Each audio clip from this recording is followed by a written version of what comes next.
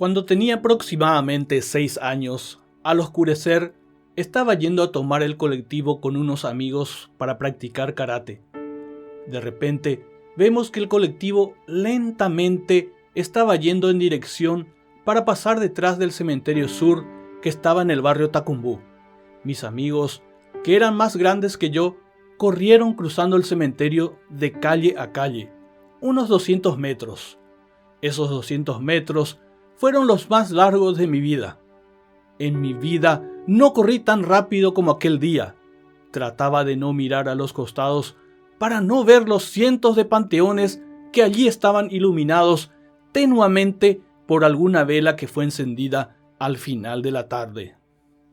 Hoy vamos a hablar de algo que ocurrió en un cementerio, más específicamente lo que ocurrió en un sepulcro que por 3 días tuvo en su interior el cuerpo de Jesús, pero esta tumba no pudo retener al Señor Jesucristo, sino que Él resucitó victorioso. Por lo tanto, hoy hablaremos de la resurrección. El título de este mensaje es Jesús vence a la muerte. En los próximos minutos estaremos analizando los detalles acaecidos aquel primer día de la semana, pasados 3 días de la muerte de nuestro Salvador. Leamos el capítulo 20 de Juan desde el versículo 1 hasta el 10. Dice así la palabra de Dios. El primer día de la semana, María Magdalena fue de mañana, siendo aún oscuro, al sepulcro, y vio quitada la piedra del sepulcro. Entonces corrió y fue a Simón Pedro y al otro discípulo, aquel al que amaba Jesús, y les dijo: Se han llevado del sepulcro al Señor, y no sabemos dónde le han puesto. Y salieron Pedro y el otro discípulo, y fueron al sepulcro. Corrían los dos juntos, pero el otro discípulo corrió más aprisa que Pedro, y llegó primero al sepulcro. Y bajándose a mirar, vio los lienzos puestos allí, pero no entró. Luego llevó Simón Pedro tras él, y entró en el sepulcro, y vio los lienzos puestos allí, y el sudario, que había estado sobre la cabeza de Jesús, no puesto con los lienzos, sino enrollado en un lugar aparte. Entonces entró también el otro discípulo, que había venido primero al sepulcro, y vio y creyó, porque aún no habían entendido la Escritura, que era necesario que él resucitase de los muertos, y volvieron los discípulos a los suyos. Analicemos algunas palabras y frases que nos conducirán a relatar y describir lo acontecido en los versículos que hemos leído.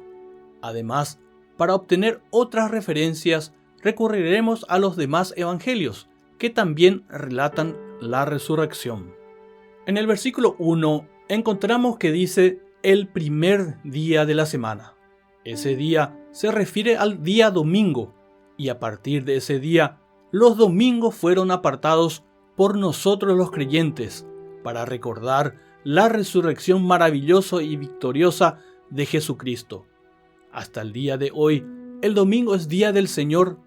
Por esa razón celebramos la Cena del Señor para rememorar la obra vicaria que nuestro Señor Jesucristo realizó en favor nuestro y para recordar su resurrección.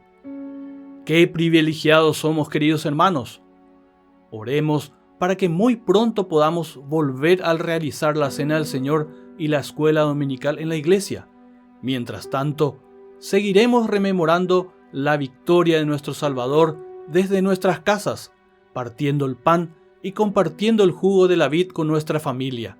Cada domingo disfrutemos del memorial en familia y de esta forma observar el día del Señor. Esto concuerda con las Escrituras, ya que en Mateo 18:20 leemos: porque donde están 2 o 3 congregados en mi nombre, allí yo estoy en medio de ellos. En el versículo 1 también encontramos que María Magdalena fue de mañana, siendo aún oscuro, al sepulcro. Los demás evangelios registran que también otras mujeres fueron a la tumba esa mañana, solo que María Magdalena se adelantó, ya que ella fue cuando aún estaba oscuro, y las demás mujeres llegaron después de la salida del sol.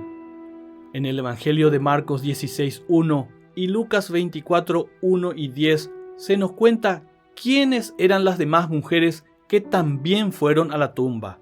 Ellas fueron María, la madre de Jacobo, Salomé y Juana. Ahora, cabe preguntar, ¿cuál fue el propósito de María Magdalena y las demás mujeres para ir al sepulcro? El evangelista Lucas, en el capítulo 24, 1, nos reporta que las mujeres vinieron al sepulcro trayendo las especias aromáticas que habían preparado.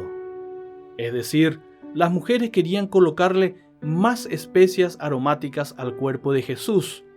Dejemos a un lado el hecho que el Señor Jesucristo para ese entonces ya había resucitado y pensemos en el amor que estas mujeres le tenían a Jesús. En primer lugar, pensemos en un cementerio. Naturalmente, no queremos ir al cementerio. Particularmente, a mí no me gusta. En segundo lugar, pensemos en un cuerpo inerte, muerto, que aunque fue envuelto en sábanas y que colocaron especias aromáticas por todo su cuerpo, ya llevaba sepultado en la tumba 3 días.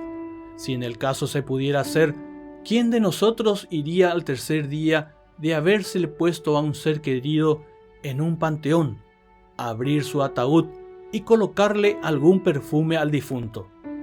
Yo sé que esto no se puede hacer, pero ni si se pudiera, creo que ninguno de nosotros lo haría. ¿Qué amor le tenían estas mujeres a Jesús? Entonces cabe preguntarnos, ¿cómo le estamos demostrando amor a aquel que dio su vida en favor nuestro? Ahora, el hecho que las mujeres llevaban especias para poner por el cuerpo de Jesús evidencia un problema. Dicho problema es que ellas no habían entendido el anuncio que hizo Jesús sobre su resurrección, cuando en Mateo 12:40 dijo: porque como estuvo Jonás en el vientre del gran pez 3 días y 3 noches, así estará el Hijo del Hombre en el corazón de la tierra 3 días y 3 noches. De esta forma, Jesús había anunciado que resucitaría, pero por lo visto, estas mujeres no lo entendieron así, ya que vinieron al sepulcro con el propósito de poner por el cuerpo de Jesús especias aromáticas. En los versículos 1 al 2 encontramos que María Magdalena, al ver quitada la piedra del sepulcro, ella pensó que alguien había robado el cuerpo del Señor.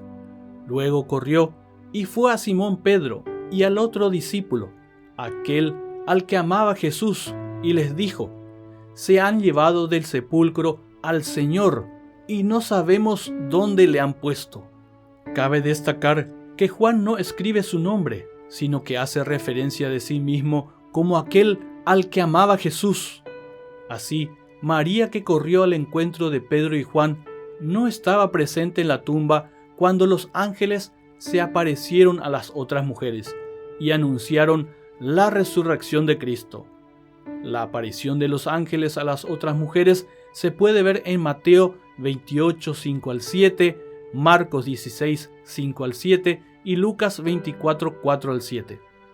En los versículos 3 al 7 podemos observar que Pedro y Juan, aunque inicialmente dudaron de las explicaciones de María y las otras mujeres de la tumba vacía, ellos fueron al sepulcro. Corrieron los dos juntos, pero Juan corrió más aprisa que Pedro y llegó primero al sepulcro. Juan se quedó afuera y, bajándose a mirar, vio los lienzos puestos allí, pero no entró. El miedo a lo desconocido o a que algo terrible le hubiera ocurrido al cuerpo del Señor le impidió entrar. Sin embargo, Pedro no tuvo miedo. Qué raro que Pedro haya entrado primero, ¿verdad? Pedro, tan impetuoso como siempre, llegó detrás de Juan y entró a la tumba sin ningún tipo de temor.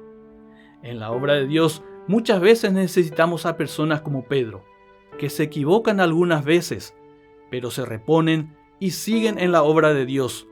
Y como si eso fuera poco, no tienen temor y hacen lo que otros no se animan a hacer. El versículo 6 nos revela que lo que Pedro vio fue extraordinario. El cuerpo de Jesús no estaba, pero los lienzos con los cuales lo habían sepultado estaban allí. Pensemos por un instante el caso de Lázaro. Juan 11:44 dice que cuando Jesús lo resucitó, Lázaro necesitó ayuda para quitarse las sábanas o lienzos mortuorios con el cual lo envolvieron en su sepultura. Sin embargo, Jesús, cuando resucitó, su cuerpo glorificado simplemente atravesó los lienzos, de la misma manera que poco después lo haría atravesando una pared para entrar en un cuarto cerrado. Ese relato lo encontramos en Juan 20, versículos 19 y 26. Incluso el sudario que había estado sobre la cabeza de Jesús no estaba puesto con los lienzos, sino ordenadamente enrollado en un lugar aparte. Este detalle, aparentemente pequeño, muestra que la tumba estaba ordenada. Por un momento volvamos al versículo 2. Allí vemos que María Magdalena dijo: «Se han llevado del sepulcro al Señor, y no sabemos dónde le han puesto». Ella estaba asombrada porque no encontró el cuerpo. Ella pudo haber pensado que alguien o algunos habían robado el cuerpo de Jesús. Y ciertamente, hasta el día de hoy, los que niegan la resurrección de Jesucristo afirman que el cuerpo de Jesucristo fue robado de la tumba. Pero esta conspiración en contra de la resurrección lo encontramos desde el tiempo mismo en que se dieron los hechos. Mateo lo registró en el capítulo 28, versículos 11 al 15, que dice lo siguiente: «Mientras ellas iban, he aquí unos de la guardia fueron a la ciudad y dieron aviso a los principales sacerdotes de todas las cosas que habían acontecido. Y reunidos con los ancianos y habido consejo, dieron mucho dinero a los soldados, diciendo: Decid vosotros, sus discípulos vinieron de noche y lo hurtaron, estando nosotros dormidos. Y si esto lo oyere el gobernador, nosotros le persuadiremos y os pondremos a salvo». Y ellos, tomando el dinero, hicieron como se les había instruido. Este dicho se ha divulgado entre los judíos hasta el día de hoy. Por fe creemos que el Señor Jesucristo resucitó de los muertos. Para nosotros los creyentes no hace falta evidencias para demostrar que nuestro Señor resucitó. Pero si alguna vez alguien nos pregunta, debemos estar preparados para dar una respuesta y mostrar algunas evidencias de que el cuerpo de Jesucristo no fue robado. A continuación, analizaremos esas evidencias. En el versículo 7 leemos que el sudario que había estado sobre la cabeza de Jesús no estaba puesto con los lienzos, sino enrollado en un lugar aparte. Entonces, si el cuerpo del Señor Jesucristo hubiese sido robado, difícilmente se habrían tomado el tiempo de enrollar el sudario y, en su prisa, habrían dejado esparcidas las prendas por toda la tumba. En el supuesto caso que algunas personas hayan llevado el cuerpo del Señor Jesús, lo más práctico era llevarlo sin sacar los lienzos, ya que iba a ser mucho más fácil transportar el cuerpo mientras estaba envuelto. Otro detalle más: los supuestos ladrones del cuerpo tampoco hubieran dejado los lienzos porque contenían especias costosas. La presencia de la mortaja en la tumba también demuestra que la historia inventada por los líderes judíos diciendo que los discípulos robaron el cuerpo de Cristo era falsa. Si habían robado el cuerpo, ¿por qué los discípulos habrían de deshonrarlo quitándole la mortaja y las especias que lo cubrían? Otra evidencia absurda que vemos en la historia inventada por los líderes judíos era que el cuerpo fue robado mientras los guardias dormían. ¡Qué historia tan infantil! ¿En qué cabeza entra que se pueda rodar y mover una enorme piedra sin que ninguno de los guardias sintiera el ruido? Realmente esos líderes judíos fueron muy poco creativos para inventar semejante historia. En el versículo 8 observamos que Juan entró también a la tumba y vio y creyó que Jesús había resucitado. La tumba vacía, las prendas bien dobladas en el sepulcro y el sudario prolijamente enrollado fueron suficientes para que Juan crea. En el versículo 9 observamos que hasta ese momento Pedro y Juan aún no habían entendido las Escrituras, que era necesario que nuestro Señor y Salvador resucitase de los muertos, como lo profetizó el salmista en el Salmo 16:10 cuando dijo: «Porque no dejarás mi alma en el Seol, ni permitirás que tu santo vea corrupción». No está claro si Pedro creyó en ese momento, aunque Lucas 24:12 parecería sugerir que no lo hizo. La frase maravillándose de lo que había sucedido podría traducirse también como preguntándose qué habría sucedido. Sea con fe o con desconcierto, volvieron los discípulos a los suyos, es decir, a los demás discípulos y seguidores de Jesús, para contarles las buenas nuevas, que el Señor Jesucristo había vencido a la muerte, que resucitó victorioso, demostrando fehacientemente que Él es el Hijo del Dios viviente. Todos los líderes religiosos de las diferentes religiones murieron, entre ellos, por citar algunos, Mahoma, Buda, Confucio. Fueron grandes líderes religiosos de su época, pero ninguno de ellos resucitó. Todos ellos volvieron al polvo y allí se quedaron. Sin embargo, el Hijo del Dios Altísimo resucitó de entre los muertos y hoy está sentado a la diestra del Padre, abogando por cada uno de nosotros. ¡Qué bendición tener semejante Salvador! Alabemos su nombre y sirvámosle con amor y gratitud.